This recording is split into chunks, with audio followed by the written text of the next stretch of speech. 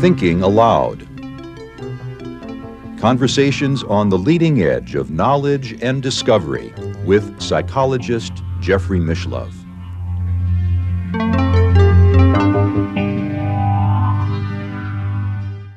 Hello, I'm Jeffrey Mishlove. Today we will be exploring spiritual mediumship and its investigation. With me is Dr. Julie Beischel, who is the co-founder and director of research at the Windbridge Institute for Applied Research in Human Potential, located in Tucson, Arizona.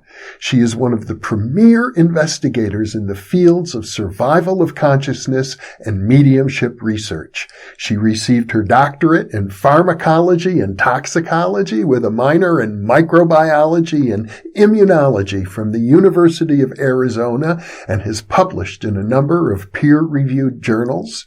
Her books include Investigating Mediums, Meaningful Messages Making the Most of Your Mediumship Reading, and Among the Mediums, A Scientist's Quest for Answers. This is an interview conducted via the internet, so now I'll switch over to the Skype video.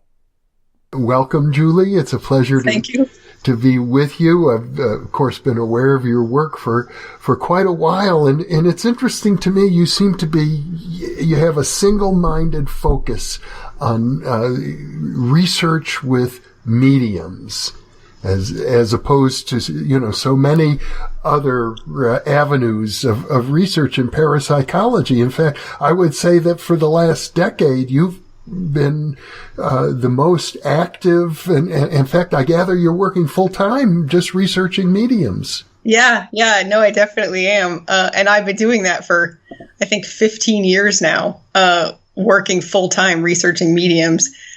When we started, my research partner, Mark Bacuzzi, and I, when we started the Windbridge Institute in 2008, we were interested in all the parapsychology topics. We wanted to study everything. And in 2017, we decided we're serving no one by trying to serve everyone. So we created the Windbridge Research Center, which is a nonprofit, and we moved all the afterlife research and mediumship to the new Windbridge Research Center, so that now we know. So the Institute still exists, but it is doing normalizing, optimizing, and utilizing psi functioning. And then the Windbridge Research Center focuses on alleviating suffering around dying, death, and what comes next. Because I suppose, bottom line, one of the things that you have found is that mediums can be helpful for people who are grieving the loss of a loved one. That's what the anecdotal data show. And we did a little bit of survey data, retrospective survey. We asked people to remember how you felt before and after the reading. And people did report that it made them feel better. But we still need to collect that, clinical trial data, basically, like where people are fill out the questionnaire before the reading and 30 days later. And I've designed that study. Now we just have to collect all that data. And I'm also interested in other kinds of after-death communication. We refer to mediumship as assisted after-death communication. So the medium is the one actually experiencing the communication, and then she shares the messages she receives with you. So we call that assisted. But then there's what's called requested, so that you can engage in certain practices or using certain technologies or products where you're asking your deceased one. So we just released, this is a shameless plug. Here it comes. I created these meaningful messages. It's a deck of cards, and in there are 48 cards. 11 of the cards are signs, so that you shuffle them and you randomly choose one. And then if you get a signs card, like it might say, today I'm going to pay attention and look for a feather. And then it gives your deceased loved one an opportunity to try and show you a feather today. And then so that you both can can be working on that today. So there's things like that where you can request an ADC. I see. I presume that most individuals in the population who report some form of communication with a deceased relative or friend or loved one, that it happens in dreams primarily. That's a big one. There's a lot of research actually with what are called spontaneous after-death communication experiences. I think the most prevalent one is the sense of presence. So just sort of feeling that the person is around. But dreams are a big one too. I mean, there's all kinds of spontaneous after-death communication, flickering lights and electronic things, and when you can smell an odor, a scent that reminds you of the person. Oh, like, why would I be smelling cigar smoke? There's no cigar around here. Oh, it's to remind me of my grandfather. Things like that. So there's lots of different kinds of ways that people can have these spontaneous after-death communication experiences. Well, from the point of view of a grief counselor, these experiences are undoubtedly very useful, but a grief counselor would not be necessarily interested in what I call the ontological reality of an afterlife. That's more of a research question. And as a researcher, I presume you're really interested in that. Yeah, that's interesting that you bring that up. I'm not a counselor. My degree is in the hard sciences, pharmacology and toxicology. But we have a paper under peer review right now, with a co-author. I co-authored a paper. She's the first author of a grief counselor, an LCSW, and the paper is about a tool that she developed that clinicians can use to assess clients' afterlife beliefs and experiences, because nobody's asking their clients about it, and that's a big thing to a lot of people, and it has an effect on your grief as well as your continuing relationships with the people in your life living.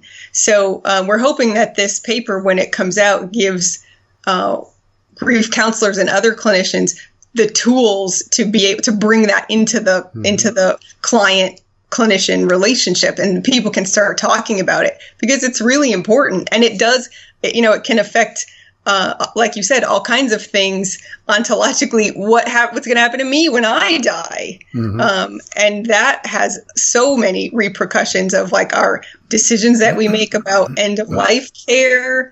And, there's terror management theory that people who are scared of their own death will try and push their belief systems on other people so that, well, at least my belief system won't die when I die. Well, if you aren't scared of your own death, if you know that you will continue to live, your consciousness will continue to survive after your death, then maybe you don't feel the need to do that anymore. And so socially, that's really important. So yeah, there's a lot of, this has far-reaching implications, this line of research. Well, I know you've done a number of studies where you're simply looking at the question of whether a medium can come up with accurate information about a deceased person. And you've shown that they do. They come up with accurate information they couldn't have otherwise known. That's true. Yeah. A few years ago, we published a replication study where it was readings with 20 different mediums. I think it was 58 readings under various levels of blinding, but at the maximum 5 levels of blinding. We used to call it quintuple-blind protocol. So 5 levels of blinding. And that eliminated all the normal explanations for where a medium could be getting her information. So in the protocol, it's just me and a medium on the phone. All we have is the first name of a deceased person. We don't know anything else. I serve as the proxy sitter for the absent sitter. And then I ask the medium specific questions about that deceased person. What did they look like? What's their personality? What were their hobbies or activities? What was their cause of death? Did they have any specific messages for the sitter? And is there anything else you can tell me about that person? So very specific things that you couldn't just know from the name. And so the first question people ask is, well, how does the medium find the right Bob? Well, the way that they experience it is that Bob finds them. And so it's an issue we talk about. It's receive versus retrieve. It's like picking up a ringing telephone. Like they're receiving the communication. They're not out there searching for the answers. And that's really important because people, I think, because of the misrepresentation often in the media, people think that the medium can give them whatever they want to hear. Well, they can't. It's like you can't make a person tell you what you want to hear from them. All she can do is listen and experience the communication, which is usually all five senses. They smell things and hear things and feel things in their body and see things. And then they just sort of translate that to the sitter, the living person wanting to hear from the dead person. And so that's all they can do. And so what we showed in the replication study was, when a person scores for accuracy, the reading that the medium did, we do target versus decoy. So when the sitter scores a target reading where the medium was given the name of their deceased person, and then they score a decoy reading where the medium did a reading for someone else, and they can't tell which reading is which. And then statistically what we do is compare the scoring of those two. And we did find people scored target readings statistically significantly higher than they scored control readings. I think what's interesting is that it's not like 100% versus 0%. There's some, right? People are only so different. There's going to be some things, even in a control reading, in a decoy reading, that are going to fit your person, just because people are only so different. So, but the difference between the scores was statistically significant. So we did demonstrate that mediums can report accurate and specific information about the deceased with no prior knowledge, without any feedback during or even after the reading. We don't even tell them how they did afterwards. And without using fraud or deception. There's no way they can look somebody up or anything like that. So that we call that phenomenon anomalous information reception. So we've demonstrated anomalous information reception. That they're talking to dead people, we cannot say that. We can just say they've provided this accurate information. That's as far as we can go with that data. Now, I believe I read one of your studies in which, by chance alone, you would expect the sitter to identify the correct reading as opposed to the decoy 50% of the time. And I think you reported that they were actually correct about 76% of the time.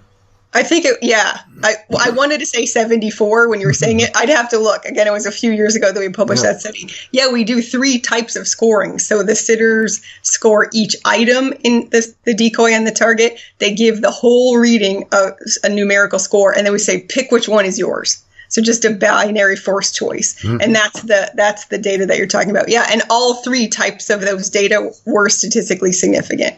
Well, a 74% hit rate or anything, in fact, above 60% would be, from a statistical point of view, remarkably significant. And it does strike me that, let's take other forms of psi, like remote viewing. I know my friend Marty Rosenblatt has been trying to use remote viewing to predict the stock market and also athletic events. He's been doing that for 10 years.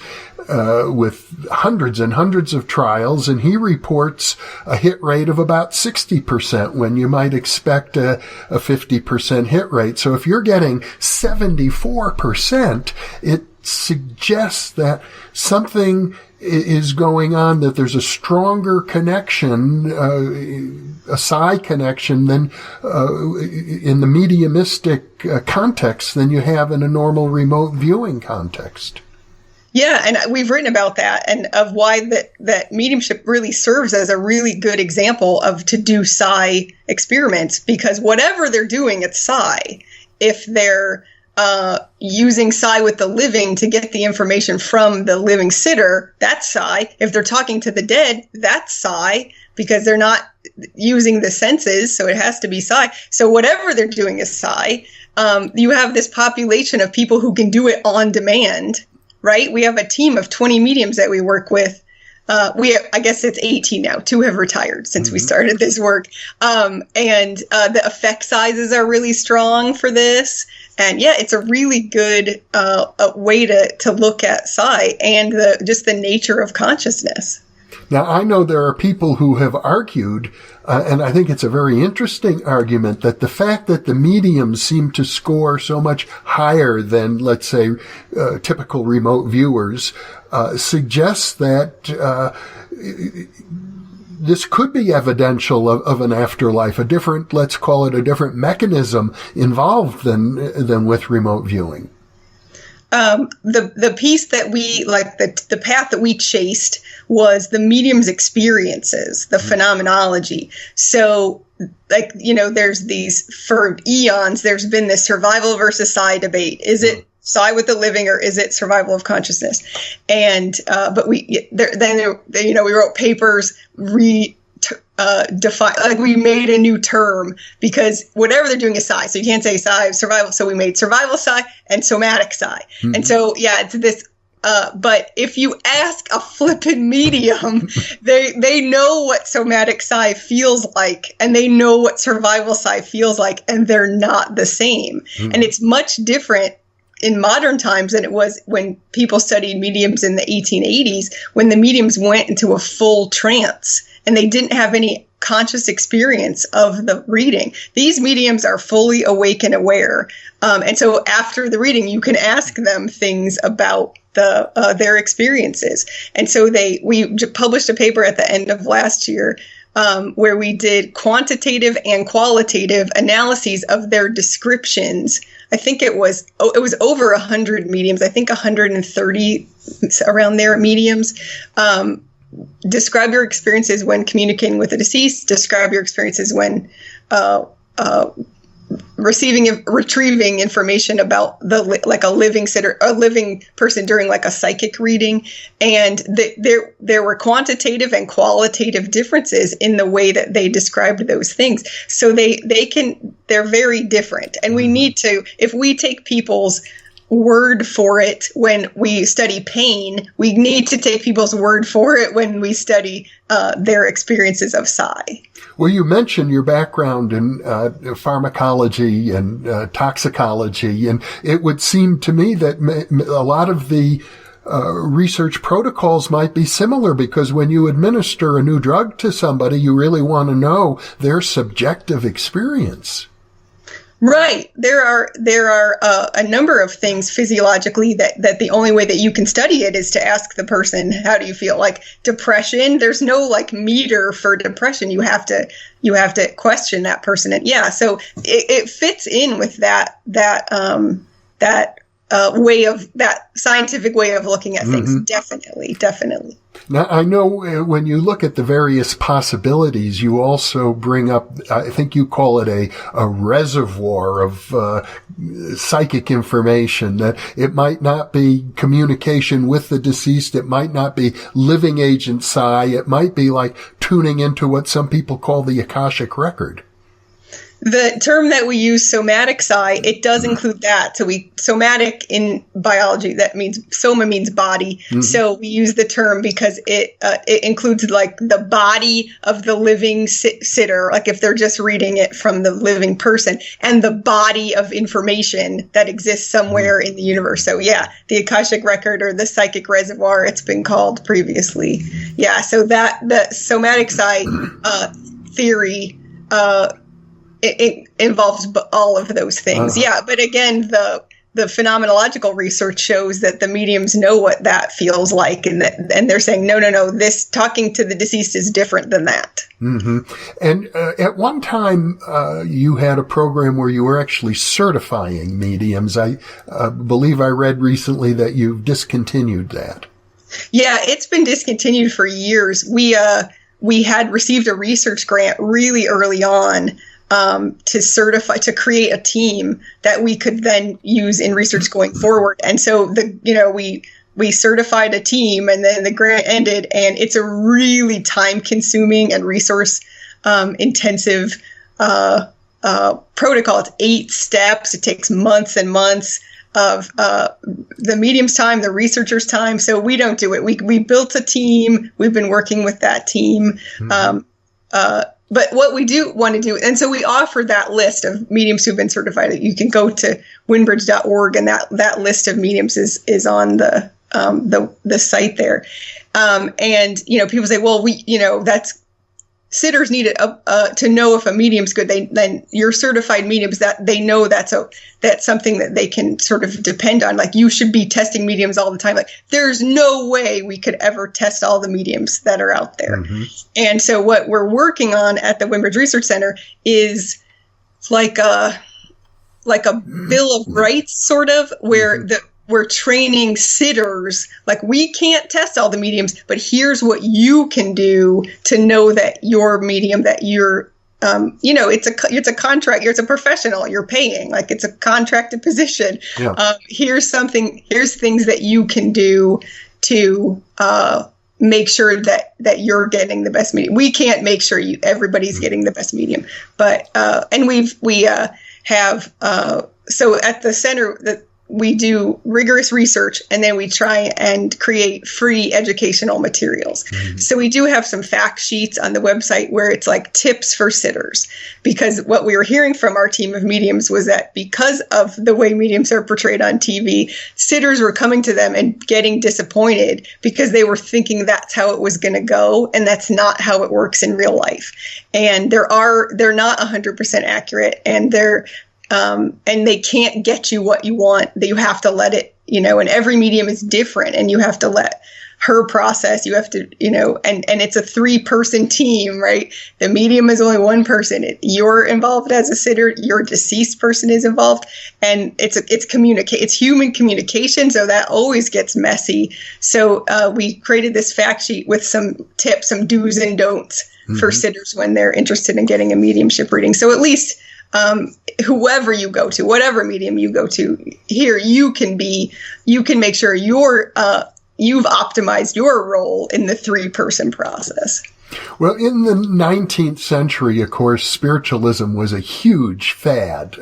It swept through America, through Europe, through South America, and at the same time, there were many, many instances of fraud that were uncovered, and there was sort of a ritual that went with it, a seance. I haven't heard you use the word seance once yet, so I'm assuming your mediums don't require seances. No, I've never been to a seance with. Yeah, I don't. They may do that in their free time, right? The only interaction I have with our mediums is during research studies. Usually, I've gotten to know them at conferences and that sort of thing. But there are several on our team I've never even been in the same room with them. All of our research readings take place over the phone, so we don't need to be in the same place. It's better if we're not in the same place. And so, no, we don't, like that word, like when you said it, I was like, oh, methodologically, that's so messy, a seance. There's so many people, and the environment is so hard to control. Yeah, that's not, we're empiricists. So that's a research method that we are not working on right now. Of course, there have been researchers who have endeavored to simulate seances, Batcheldor in England, and of course the Philip Group in Toronto. So it's been done, but I'm under the impression you're not really looking for table levitations or physical phenomena the way they were. That's correct. Yeah, we don't really study physical mediumship. And I'm big on, you have to, if you're studying a natural phenomenon, you have to study it as close to the way it exists in nature as, that you can. And the mediums that we work with don't do seances. They do some in-person readings. They do on the phone readings. They do Skype readings. So we're trying to study what they do the way that they do it. So they do phone readings, and it's the most easiest to blind and to control. So that's the method that we've chosen to do when we do the accuracy testing. So I guess it's fair to say that the whole movement known as spiritualism, and I presume the mediums you work with today would think of themselves as spiritualists. No. They don't? No, we use the term secular, where they're secular. Most of them are. I think there's one on our team that I think might consider herself a spiritualist. But for the rest of them, we call them secular American mediums. They don't subscribe to any organized religion or organized belief system. So they just it's a talent, it's an ability that they have, and they do the readings. There may be there's a sort of overview spiritual. They may have some spiritual beliefs in common, but not any organized religion. No, I'm glad you asked me that. I'm glad we cleared that up. Well, I guess it's fair to say that the idea of secular spirituality is relatively recent. It's been a big movement, I think, over the last 30 years, maybe 40 years. But back in the 19th century, when spiritualism was a huge movement, secular spirituality was probably rarely, if ever, discussed. That's true. That's really true. Yeah. Yeah, there's a lot of, so again, you have to study the phenomena as it exists in nature and as it exists in time, right? As it's existing now. Like even 50 years ago, it was different. And so we have to follow the way that the trends are going, even in research. Yeah. Well, when you are selecting mediums to work with in your research studies, do you have particular criteria other than somebody's self-identification as a medium?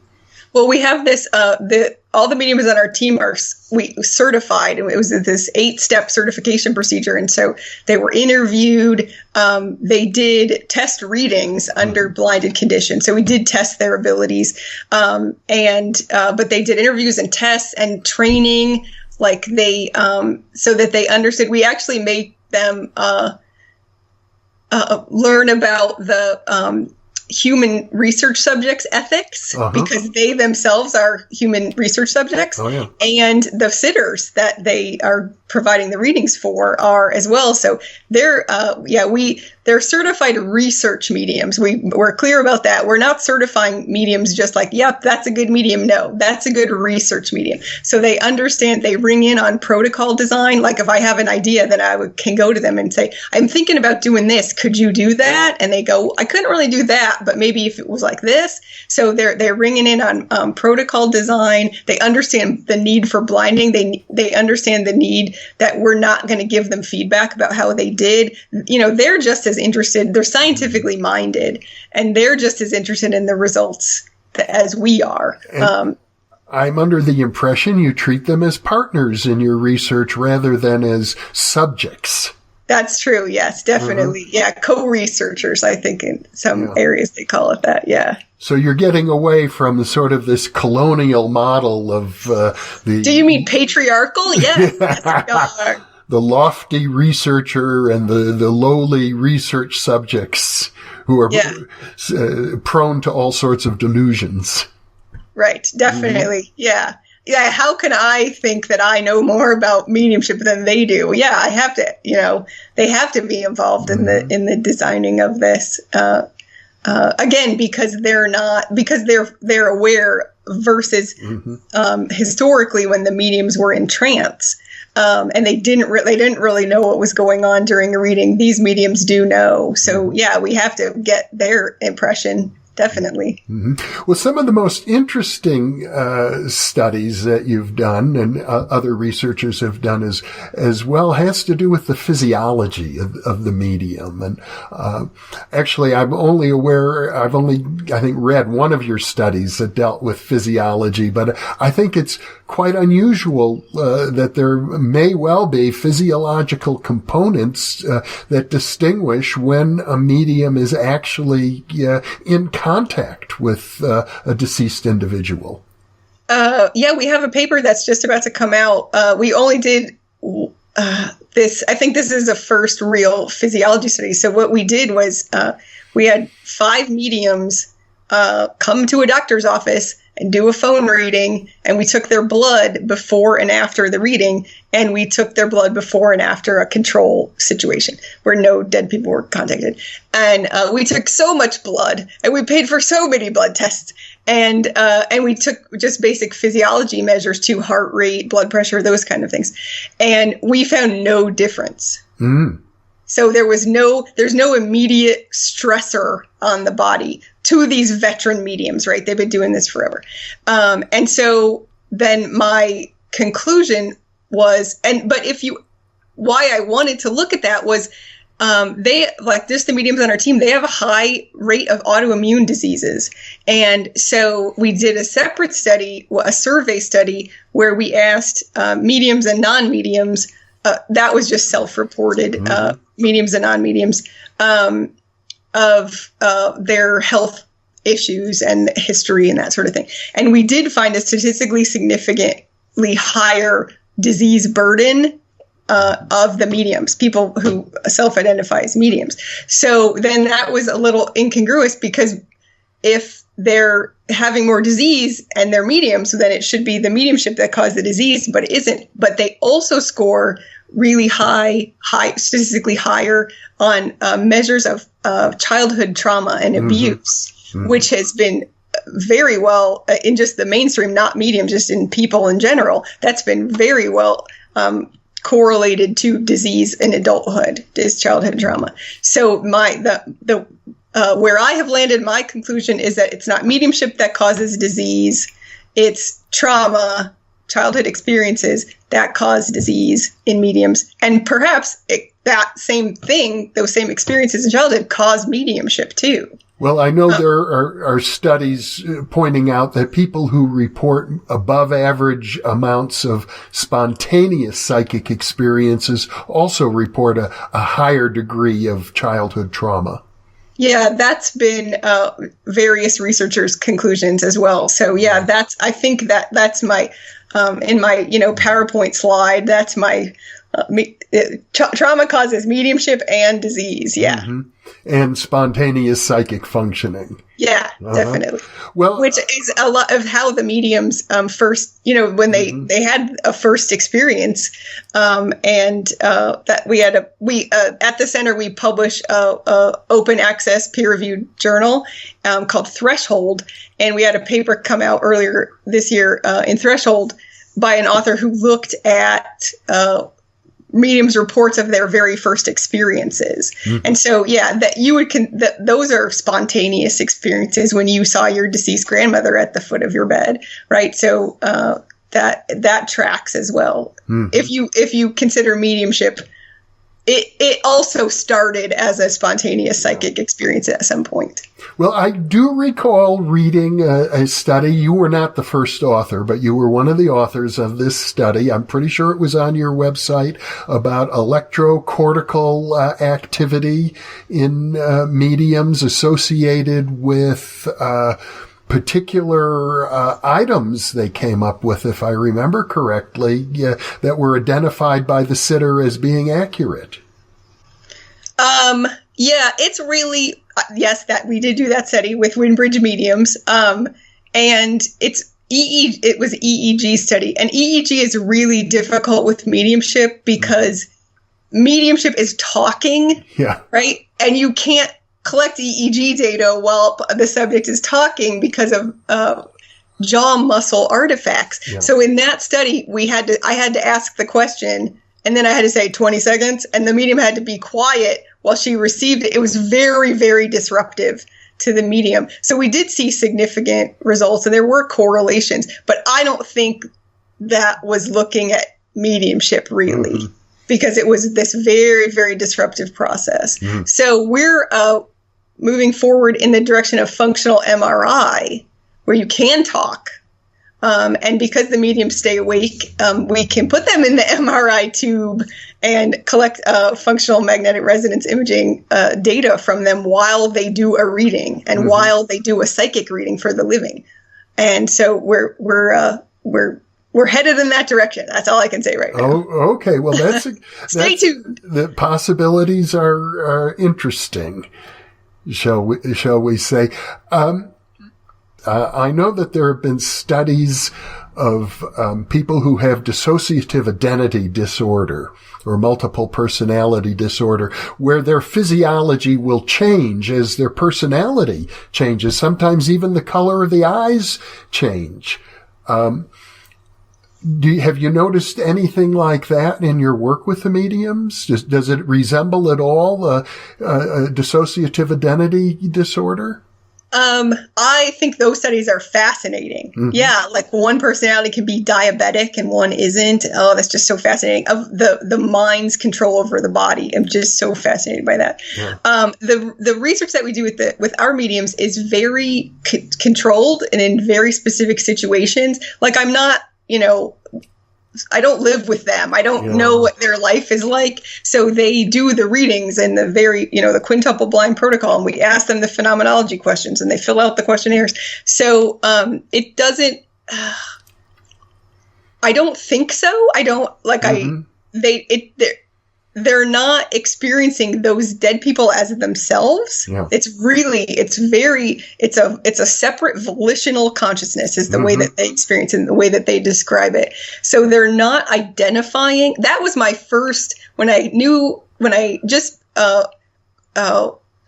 talking to them, I realized a lot of them had autoimmune diseases, and that's what got that direction of research going. But that was my first thought was, experiencing the cause of death of all these people regularly, does your body get confused of what's you and what's not you? Mm-hmm. And is that why there are autoimmune diseases? But it doesn't look like that's what it is. It looks like it's the trauma piece, but that is the direction that I started down.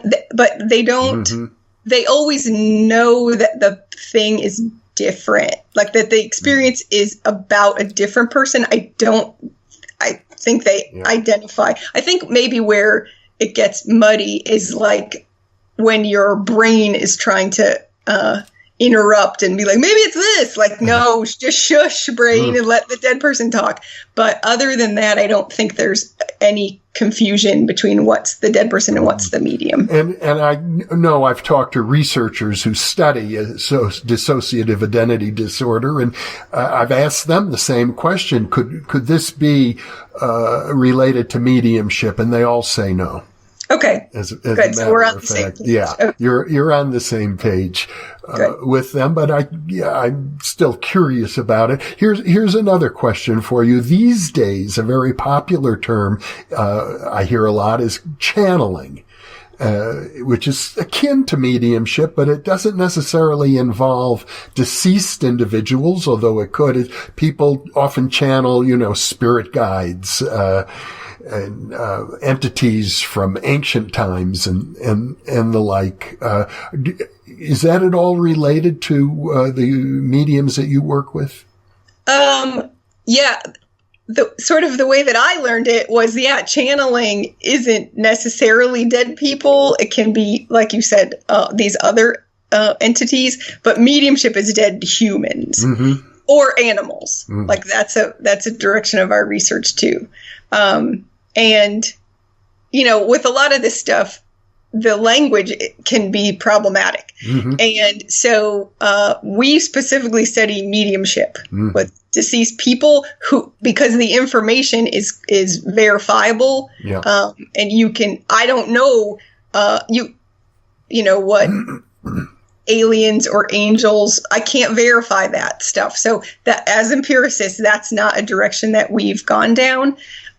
So I don't live with the mediums, so I don't know if they do channeling, in their individual practices. It's not something that we've looked at in our research. Okay. I can see that. Well, I know in the 19th century, when you say you don't live with the medium, some of the researchers back then, such as William James, spent a lot of time with just one medium. William James studied Mrs. Piper for years, maybe for decades, as far as I know. And he did, I presume, get to know her extremely well as a person, and was able to make all sorts of subjective judgments about her mediumship. I guess that's not the approach. You're much more of an experimentalist.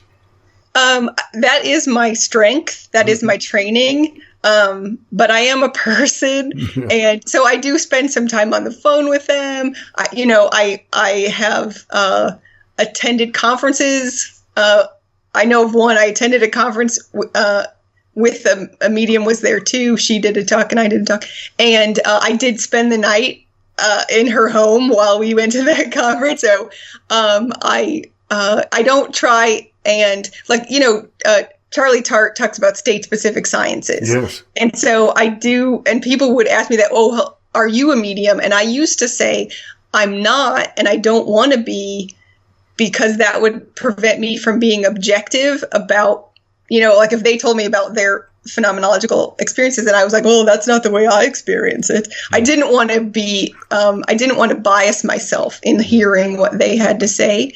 But I do think that not trying to hold them at arm's length is also useful, because there are a lot of things. Like I said, how would I know about the autoimmune diseases if I wasn't like talking with them? And I, that where would that have come up with during a quintuple-blind reading? It wouldn't have. So I do need to treat them like people and get to know them. And so I do.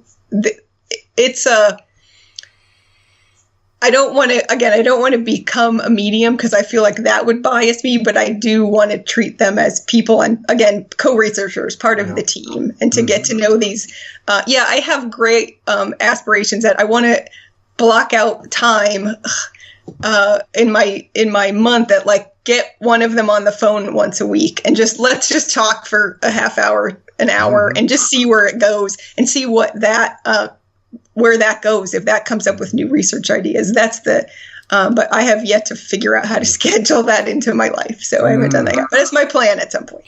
Well, I think one of the most interesting studies I'd ever heard of involving a medium was the famous case of the chess game from the dead, where the goal was to see not only could the medium provide information about a deceased person, but could the medium actually exhibit some sort of skill, in this case, chess mastery, that a deceased person would have had.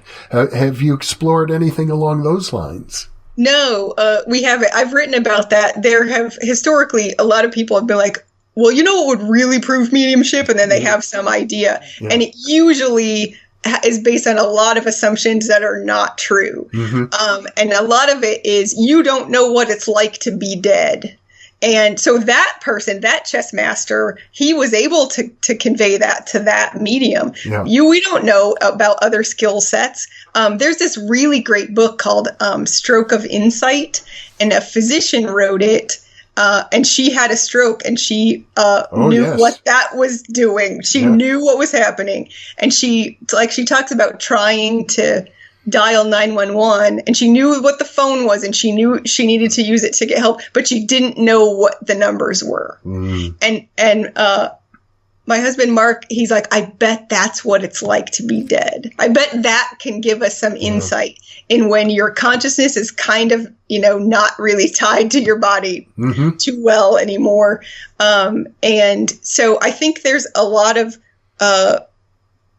other ways that we can demonstrate survival or see, what can the deceased tell us and that sort of thing. But I don't think here's a code or, here's a riddle. Like you don't know, can you tell me your combination to your high school locker right now? No. So like these assumptions of what you can convey to a medium and what a medium can understand in the process. So we don't try and do those kind of things. Again, we study it like it happens. Yeah.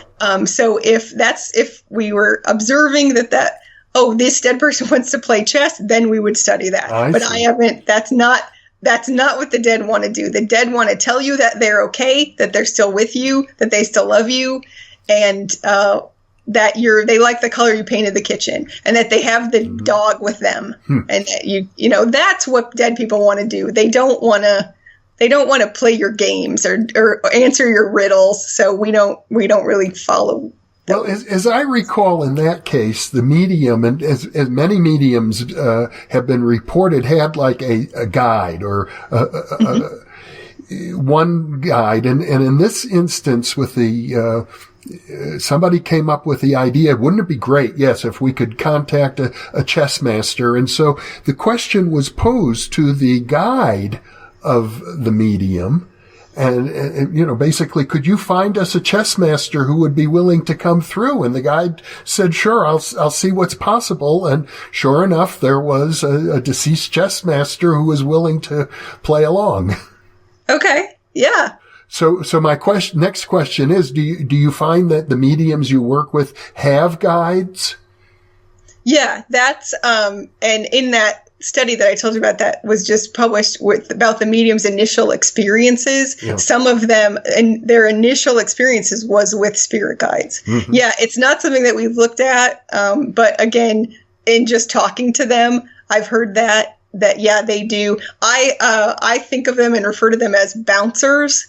That's sort of one of their functions. That's the way the mediums have described it, is that they keep out the riffraff, mm-hmm. and especially in our research, they make sure the right person who we want to hear from during this reading today, that's the person that gets through, and that there aren't. Yeah, I know it's historically evidential, but we try not to have drop-ins. Mm-hmm. We do not want drop-ins, so we specifically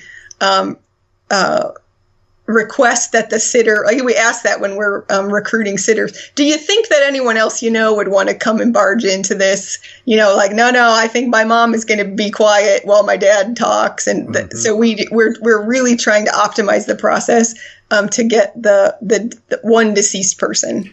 Well, it does sound like what you mentioned to me earlier, that you consider a 3-person team, the deceased person, the medium, and the sitter. But mm-hmm. it's possible that the guide is also a 4th entity. Oh, definitely. And yeah. maybe the sitter has spirit guides too, and they're helping. Yeah. Yeah. We don't know how any of this works, to be mm-hmm. honest.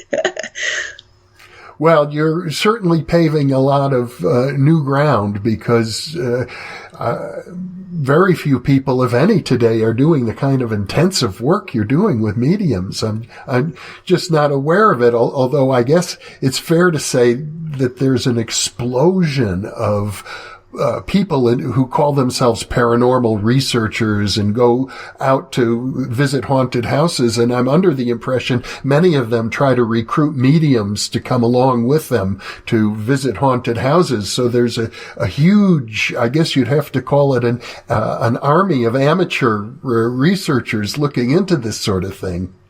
Yeah. And that's my husband, that's his forte. He did field investigations of allegedly haunted locations, and he had really strict protocols where there's sound recordings that they often collect, where his protocol was they would turn the recorder on and ask for communication, and then everybody in the room would have a clock and a timer and be writing down, a truck drove by right then, and this, so that it was when you went back to the tape and there's an anomalous sound, that was when the truck drove by. Mm-hmm. And so he had this very, very carefully organized investigation protocol.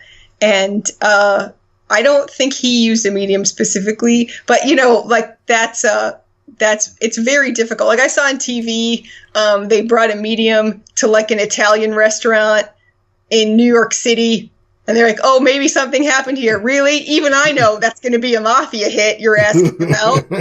So it's really hard to control for, it's people, and people have been in the world, and it's really hard to control for what you already know or what you could just sort of glean. So I'm much more comfortable in my lab with my protocol, where they can't know anything about George, who's somewhere and is somebody's husband, and there's no information that they could get. And let's talk to George and see what he has to say to his wife and see, how that makes her feel. Mm-hmm. That's really my interest. Well, Julie, it's been a real pleasure talking to you. I have to commend you on the work that you're doing, and also your entrepreneurial spirit to really set up your own institute and arrange for your own funding, and to keep it going as you have for over a decade now. Thank you so much. It was great to be here. I really enjoyed it. It's a pleasure to be with you, and hopefully we'll have opportunities to do more interviews in the future. I'd enjoy that. Sounds good.